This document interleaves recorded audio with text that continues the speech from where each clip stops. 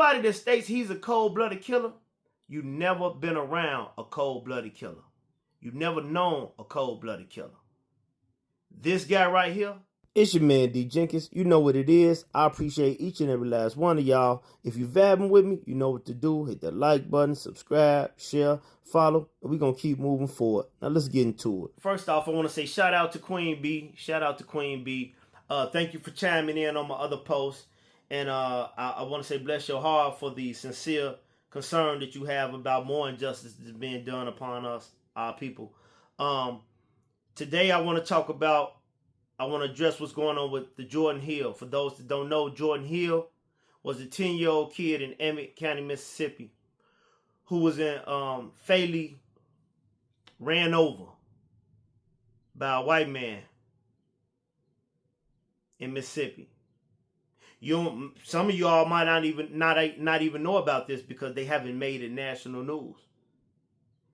This is the difference that we talk about. You say if the roles were reversed in regards to the Carmelo Anthony incident, well, here you have a 10-year-old black kid who was ran over by a pickup truck by a white guy, a white man, and it's not made national news. It was said that initially he wasn't arrested. I read a report yesterday that said he was arrested the initial day. They said for weed possession and leaving the scene of an accident. However, they stated at first he wasn't charged with the leaving the scene of an accident. However, we know now he's being charged. It was also said that when the place where the accident occurred, that he went back to get his mirror. Never said anything though, or said anything to the authorities. He just went back to pick up his mirror. Also, it was said that there were no skid marks on the scene. No skid marks. A 10-year-old on an ATV and no skid marks? You didn't see him if he dashed out in front of him, you didn't even see him? Now, they also reported that he lived like a few houses down from the Hill family. He lived a few houses down from him, and he had Confederate flags all in his truck and whatnot. Let me tell y'all something, man.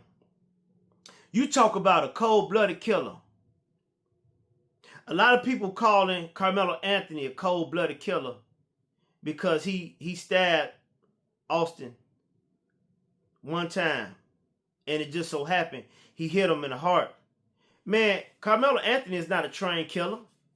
He never been to the service. He ain't no special ops. He didn't know. He didn't say, okay, let me line this up. Right there, got him in his heart. No, he was being attacked, defending himself, and it just so happened it hit the young man in his heart. Even the police report said that, and follow me, stay with me. Even the police said in the police report that when Carmelo Anthony got into the squad car, he asked him, is he going to be okay? So he wasn't trying to kill him. But this incident here, Carmelo Anthony wasn't a cold-blooded killer. See, anybody that states he's a cold-blooded killer, you've never been around a cold-blooded killer. You've never known a cold-blooded killer. This guy right here, this guy, his name is, what is his name? Cody Rollinson. Cody Rollinson. He is a cold-blooded killer. He ran that little boy over with no remorse and kept going. And came back to get, if he came back to get a mirror, oh my God. But he ran him over. He ain't called the police. He ain't called no ambulance. He ain't called the fire department. He ain't wait around to see anything. And he lived just a few houses down from them. That's a cold-blooded killer. But yet we don't hear about this in the news. They haven't made this national news. So I respect sisters like Queen B on TikTok for chiming in and asking me to address the situation and asking me what I think about it. I think it's tragic. It's very tragic.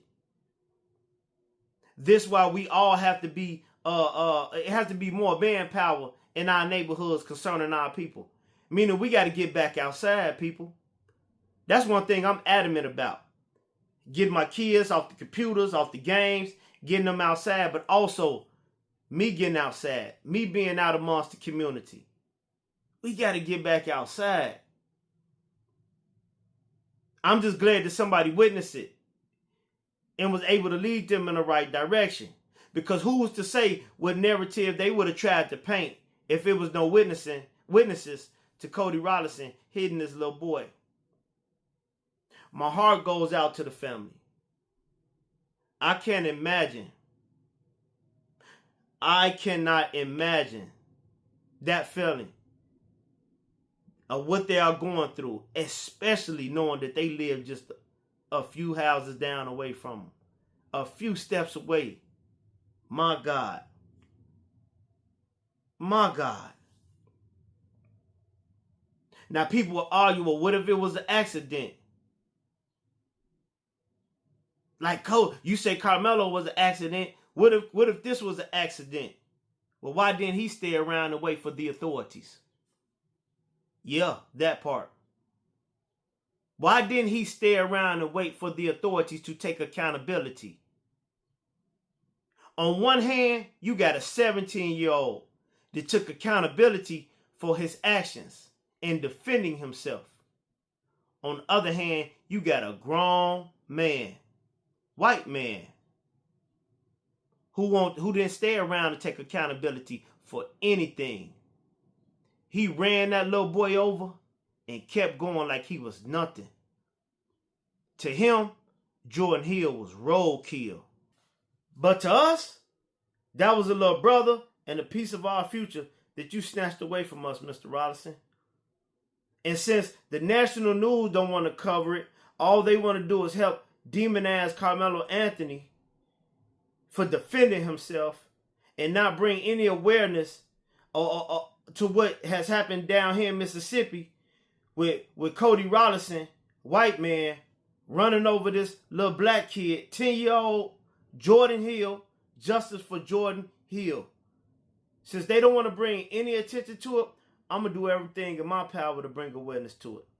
I'm going to speak about it on any platform that I have, and I pray that justice is served to the extreme extent if it comes out that it happened the way that it looks like in concerning this. My heart goes out to the Jordan Hill family. My prayers and deepest condolences to the family and friends. Little black boys, black girls, you're nothing less than pure gems, precious pearls, desire to give you all a piece, divide the world, and pray you all will come together, rebuild the world, never doubt yourself, God's working for you. He's your referral, let him cook through your faith in the spirit, watch him stir, you are given as a gift to cherish till he returns, so I'ma honor your essence and bless you. That's my word.